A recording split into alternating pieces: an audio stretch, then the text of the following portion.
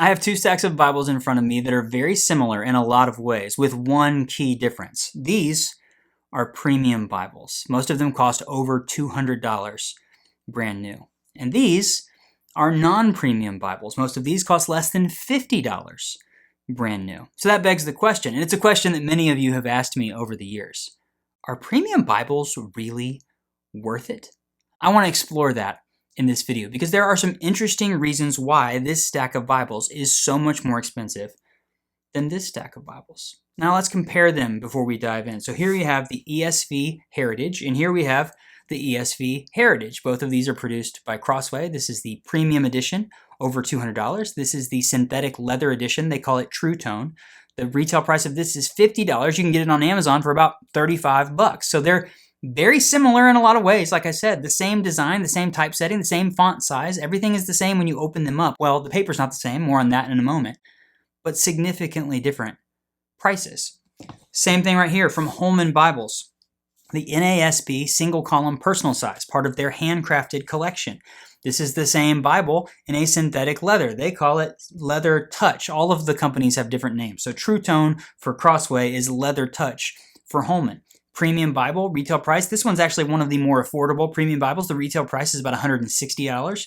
Retail price of this, $35. When you open them up, very similar. This one has like red accents for like the chapter numbers and the page headers and stuff like that, the verse numbers. This one is all black. But other than that, they're very, very similar on the inside. Okay, getting even bigger. This is not Cambridge. This is the Schuyler Strident, a beautiful single column, verse by verse reference Bible. When they first produced this in the NASB, they licensed the NASB from the copyright holder, the Lockman Foundation, and the Lockman Foundation said, yeah, we'll let you do that, but we want to produce a non-premium version of this Bible. A lot of people don't know this. I talked about it when it came out. They call this the Wide Margin Reference Bible. It's a synthetic leather. They call it Leather Tex, T-E-X, Leather Tex. It's the same typesetting, same design as the Strident in the NASB. It's actually got slightly larger margins. It doesn't have the red accents on the page, kind of like the Holman, but it's very, very similar. This is $45. This, with the full yap and everything, is gonna be like $250. So there's a significant difference. Last but not least, this one's kind of interesting. Another Schuyler Bible, the Canterbury. They sell it in the KJV, and this is the full size. They have a big one, a wide margin, and a small one. The personal size Canterbury, a beautiful design. They've got these ornamental drop caps, really cool design choice where they did single column in the Psalms and two column everywhere else. This Bible, not attached, but this is Thomas Nelson's Sovereign Collection, also a series of Bibles, but they use some of the same things. They use the ornamental drop caps. They use the single column for the Psalms and Proverbs. I don't think that they collabed on this. In fact, my guess is that the people at Schuyler are probably frustrated that this Bible exists. But again, $200+. This retail price is $60. You can get it in the 30s or the 40s online. So they're not identical like all of these are on the inside, but they're very, very similar. And the same thing can be said about a lot of Bibles. I love the Cambridge Topaz, a great two-column, verse-by-verse reference Bible. I don't know another Bible that's exactly like that. But I do know non-premium Bibles that are two-column, verse-by-verse reference Bibles that kind of scratch that itch, if you know what I'm saying. They do similar things. And so the question goes, if you have something very similar or something close enough that's significantly less expensive, then is a premium Bible really worth it? So let's look at the why. Why are premium Bibles more expensive? And it starts with the outside. When you compare these two Bibles on top, you're getting a lovely piece of premium calfskin versus a not as lovely piece of synthetic True Tone, a fake leather. The cost of these premium leathers, calfskin, goatskin, cowhide, is way higher than these synthetic leathers. The quality of these nicer leathers is way higher than these synthetic leathers. And so that is going to naturally drive the cost up. It costs the Bible publisher more to acquire this leather and to produce these Bibles. And so they're going to be passing that cost on to us as the consumers. And then you look at all of the aesthetic touches, right? Raised spine hubs, perimeter stitch, tooled ribs, red under gold art gilding on the page, gold gilt lines inside, gold foil on the spine.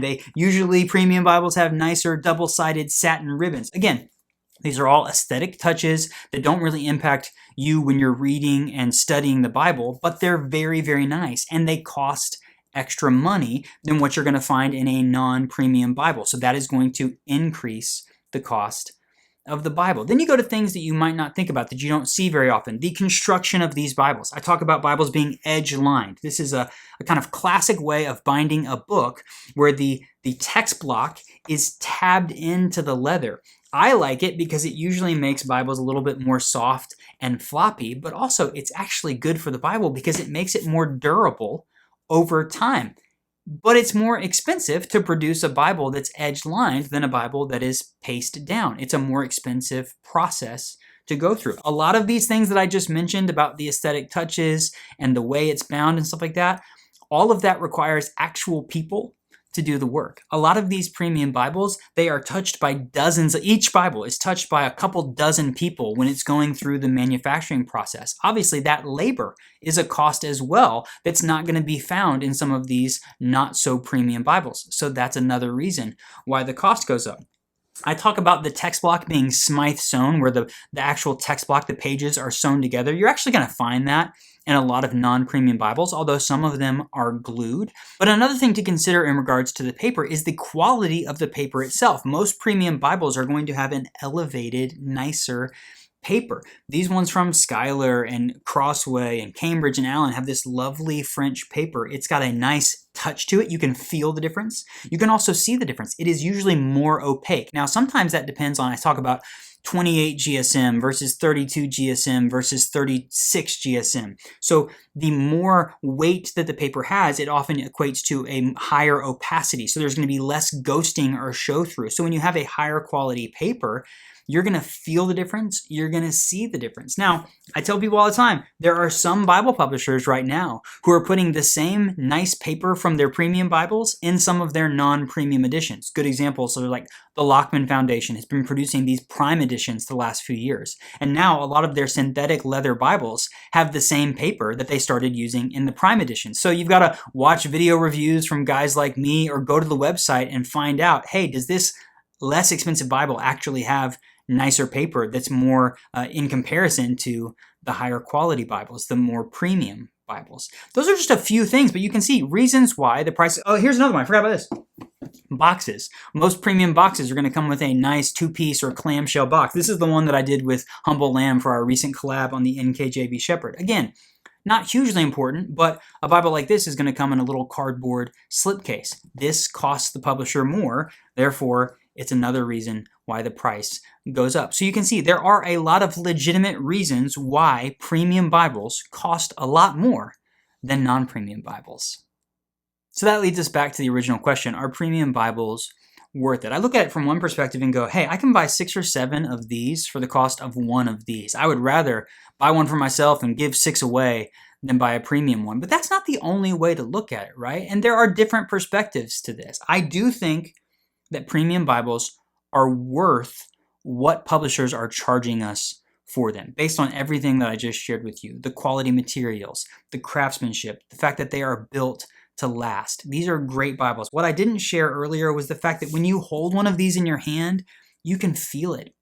The attention to detail, just everything about it, it feels nicer than this. And if that's something you value, then I definitely think it's good. I don't look at the prices, even the most expensive of premium Bibles. I don't look at the prices and think, oh, that Bible publisher is trying to pull a fast one on us. In fact, one time, I've never shared this story. I don't think I've ever shared this story before. One time, a publisher sent me a Bible to review, and they had it shipped directly from the printer because it was getting ready to be out, and they wanted to get it to me as fast as possible. And the printer accidentally left a sheet of paper in the box that told me the cost, the actual cost of the Bible, not to me, but to the publisher. And I was shocked at how expensive it is. These Bibles are very expensive for them to produce, so I don't think that they are price gouging us at the prices that they're selling them for. But we all have to be responsible, right? There are some of you watching this video right now who don't have the funds right now. It would be irresponsible of you to spend $200 or more on a premium Bible. So you shouldn't. You should get a great non-premium Bible and be satisfied with that because it really is going to do the same thing for you. But there are others of you watching this where that might not be much of a stretch for you to spend that much on a Bible. So I think you should actually consider it, because I love having a great, high-quality version of the Bible. I find it adds a little bit of accountability for me. When I actually spend money on it myself, it makes me want to dive in. It makes me want to spend time with it. It makes me value what I have, and I'm excited about it when I spend a little bit of extra money on it. But that's, again, not the situation for everybody. But when it comes to the fact that we have premium and we have non-premium, I don't think that this is bad. I don't see premium Bibles as a bad thing. I know some people have left comments where they think that this is just ridiculous. And you know what? If you're that way, if that's your perspective, you can share that in the comments. I just ask that you be kind about it. That's what I do on my channel. I say, if you disagree with me, let's be kind in the comments and we can have a thoughtful conversation back and forth about it. But I also think that it's great that we have non-premium Bible options, because there are great Bibles out there. My goal is to help people find a Bible that's right for them. So whether that's a really high-end premium Bible or a super affordable non-premium Bible, what we should be focused on more than the differences is spending time in God's Word, soaking in the Scriptures, getting to spend time with the Old Testament, the prophets, and the heroes of the Old Testament, getting to spend time with Jesus and the disciples and Paul and the heroes of the New Testament, and letting God's Word flow into our lives and then hopefully flow out of our lives into the world around us, because we're putting into practice what we're reading and what we're studying. So that's what I'm passionate about. I think that premium Bibles are awesome. I think that non-premium Bibles are awesome. And I had a fun time talking about this. I think it's a fun topic for a video because so many of you have asked me about it. So again, share your thoughts in the comments. If you disagree with me, if you agree with me, if you're thinking about this from a different perspective that maybe I didn't share in this video, please share those in the comments, and definitely drop any questions that you have down there as well. If you enjoyed this video, click that like button for me. Subscribe to the channel if you haven't already, and turn on notifications so that YouTube will let you know the next time I have a video coming out. This was a ton of fun. Thank you so much for watching. I'll see you next time.